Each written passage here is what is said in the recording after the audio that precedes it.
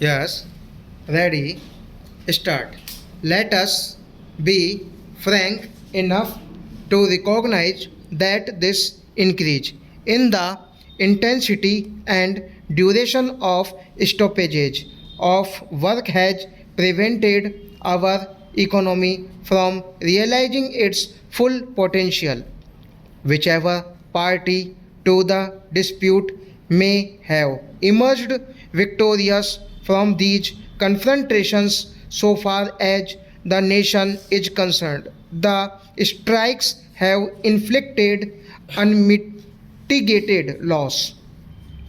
We need industrial harmony not for the benefit of the classes who control the means of production, not for the further advancement of the affluent section of the society, but for the sake of the poorer masses who suffer an erosion of their low standards of living as a result of these interruptions in production.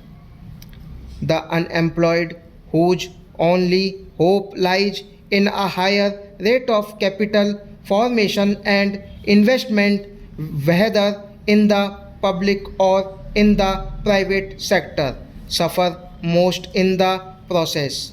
We are all here today to find a solution to this grave industrial problem and to consider how to mitigate, if not to end, the present stage of disorder in labor management relations. The Ministry of Labor has made several suggestions to promote industrial harmony, such as ending the multiplicity of trade unions, the recognition of a single bargaining agent, and so on.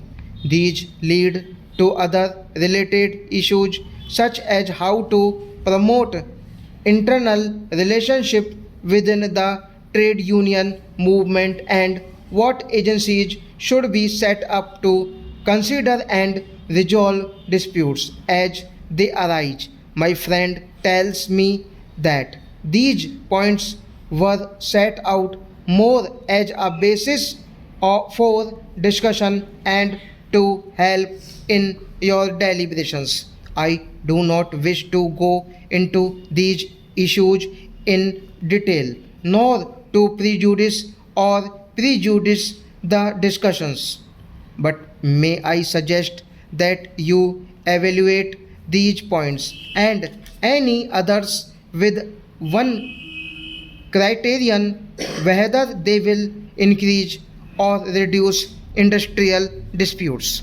Trade union leaders have always been in the vanguard of progressive forces in our public life. Whatever their other differences, they have stood for the uplift of the poorer sections of the society and for the subordination of personal interests of larger ones. They would be untrue to this tradition if they do not focus their attention on the problem of augmenting production at this critical juncture, when apart from our other problems 3 million victims of the reign of terror unleashed across our borders have sought refuge in our land.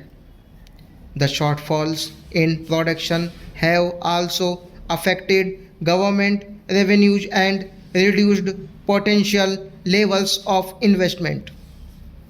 The working class and their leaders have been among the foremost in urging the expansion of the public sector and the nationalization of key sectors of the economy. The government and the public are therefore entitled to expect of workers in public enterprises greater devolution and dedication to work than has been so far evident. I must admit that there is scope for the movement of communication between management and workers in public enterprises. I do not think that it is enough to give workers representation merely on the boards of management. We need to involve them more intimately in the problems of the enterprises at various levels. We constantly hear of the need to check the concentration of economic power in the hands of a few in the private sector. I believe that by far the most effective means of checking these trends is to enlarge the role of the public sector and to upgrade its efficiency. The formidable managerial problems of the public sector need immediate attention, but the acceptance of a greater measure of discipline and dedication on the part of labor in public enterprises is also an essential element in our strategy to make the public sector the pace setter in our economy. It is hardly necessary to remind you that labor is a major participant in the productive process, and the quality and intensity of its efforts are critical in increasing the rate of growth, production, and therefore of investment in the economy. The demands for higher wages and other benefits by organized labor